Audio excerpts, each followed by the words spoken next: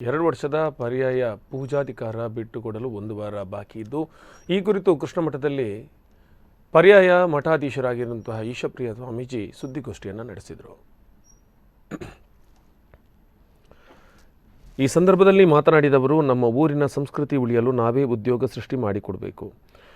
ಯಾವುದೋ ಊರು ಯಾವುದೋ ನಾಡಿಗೆ ಹೋಗೋ ಬದಲು ಇಲ್ಲೇ ಇದ್ದು ಉದ್ಯೋಗ ಮಾಡಿಕೊಂಡು ಇರಬೇಕು. ಕುಟುಂಬದ ಬಳಗದ ಜೊತೆಗೆ ಯುವ ಜನಾಂಗ ಇರಬೇಕಾದ ಅನಿವಾರ್ಯತೆ ಇದೆ ಎಂದರು.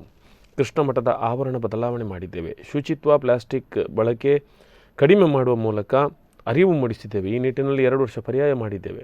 ಜನರಲ್ಲಿ ಸಾಕಷ್ಟು ಬದಲಾವಣೆ ನೋಡಿದ್ದೇವೆ. ತಮ್ಮ ಜೀವನದಲ್ಲೇ ಅನುಷ್ಠಾನ ಮಾಡಿಕೊಂಡಿದ್ದೇವೆ ಎಂದರು. ಮನುಷ್ಯನ ಜೀವನದಲ್ಲಿ ಯಾತ್ರೆ ಮಾಡುವ ಸಂಸ್ಕೃತಿ ಬೆಳೆಸಬೇಕು. ಹೊರಗಿನದ್ದು ನೋಡಿ ಉತ್ತಮವಾದನ್ನು ತೆಗೆದುಕೊಂಡು ನಮ್ಮತನ ಉಳಿಸುವ ಅಗತ್ಯ ಇದೆ ಎಂದರು. ಹದ್ಮಾರು ಮಠದ 2 ವರ್ಷ ಪರ್ಯಾಯ ಸಂದರ್ಭದಲ್ಲಿ ಮಾಧ್ಯಮ ಚೆನ್ನಾಗಿ ಕೆಲಸ ಮಾಡಿದೆ. ಮಠದ ಅಭಿಪ್ರಾಯಕ್ಕೆ ಜನರಿಗೆ ಮುಟ್ಟಿಸಿದ್ದಕ್ಕೆ ಧನ್ಯವಾದಗಳನ್ನು ತಿಳಿಸಿದರು. ನಾವೆಲ್ಲಿ ಹೋಗಿರ್ತೀವಿ, ಯಾವುದೋ ಒಂದು ಕೆಲಸವನ್ನು ಮಾಡ್ತೇವೆ ಅಂದರೆ ಈ ನಾಡಿನಲ್ಲಿ ನಮಗೆ ನಮ್ಮ ಹಿರಿಯರು ಇರ್ತಾರೆ, ನಮ್ಮ ಬಳಗ ಇರ್ತದೆ.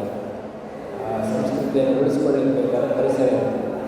ಇಲ್ಲಿಂದ ನಾವು ಯಾವುದೋ ದೇಶಕ್ಕೆ ಹೋಗ್ತೇವೆ, ಯಾವುದೋ ಊರಿಗೆ ಹೋಗ್ತೇವೆ ಅಂದರೆ ಅಲ್ಲಿ ಆ ಪರಿಸರ ಇರ್ತದೆ. ಆವಾಗ ನಮ್ಮಲ್ಲಿ ನಿಧಾನವಾಗಿ 4-5 ವರ್ಷಗಳಲ್ಲಿ ನಿಧಾನವಾಗಿ ನಮ್ಮ ನೇಟಿವ್ ಕಲ್ಚರನ್ನು ಡೆವಲಪ್ ಮಾಡ್ಕೊಂಡ್ರೆ ನಷ್ಟವಾಗುವ ಸಾಧ್ಯತೆ ಇರ್ತದೆ. ಆನಂತರ ಆ ಊರಿನವರು ಮತ್ತು ಈ ಊರಿಗೆ ಬಂದಿರ್ತಾರೆ ಬೇರೆ ಕೆಲಸಕ್ಕೆ, ಅವರದ್ದು ಅಲ್ಲಿಯ ಒಂದು ಸಂಸ್ಕೃತಿಯು ನಾಶ ಆಗುತ್ತೆ. ಹಾಗಾಗಿ ಭಾರತ ಪ್ರತಿ 350 ಕಿಲೋಮೀಟರ್ ಉದ್ಯೋಗಗಳನ್ನು ಮಾಡಿಕೊಳ್ಳಲಿಕ್ಕೆ ಎಲ್ಲ ಅವಕಾಶವನ್ನು ಮಾಡಿಕೊಡ್ಬೇಕು. ಆ ದೃಷ್ಟಿಯಿಂದ ಕೂಡ ಮಾಧ್ಯಮ ಅದರ ಬಗ್ಗೆ ಕೂಡ ಅರಿವು ಮೂಡಿಸಬೇಕು. ಸಾಕಷ್ಟು ಮಾಡಿದ್ದೇವೆ. ನಿಮ್ಮದೇ ವಿಡಿಯೋಗಳು ಹಳೆಯದನ್ನು ಹಾಕಿ ಹಳೆಯದನ್ನು ನೀವು ಒಂದ್ಸಲ ಕೇಳಿದರೆ ಈ ಪ್ರಶ್ನೆ ನಮ್ಮ ಪ್ರಾಜೆಕ್ಟ್ಸ್ ಏನು ಅಂತ ಸಾಕಷ್ಟು ಬಾರಿ ನಮ್ಮ ಪತ್ರಕರ್ತರು ಕೇಳಿದ್ದಾರೆ. ಎಲ್ಲರಿಗೂ ಕೂಡ ನಾನು ಇದೇ ಮಾತನ್ನು ಹೇಳಿದೆ, ಯಾವುದೇ ರೀತಿಯ ಪ್ರಾಜೆಕ್ಟ್ಸ್ ಇಲ್ಲ. ದೇವರ ಪೂಜೆ ಚೆನ್ನಾಗಿ ಆಗಬೇಕು. ಸಾಂದರ್ಭಿಕವಾಗಿ ಏನು ಬೇಕಾಗ್ತದೆ ಅದಕ್ಕೆ ಸ್ಪಂದಿಸುವಂಥ ಪ್ರಯತ್ನ ಮಾಡ್ತೇವೆ ಅಂತ ನಾವು ಪರ್ಯಾಯ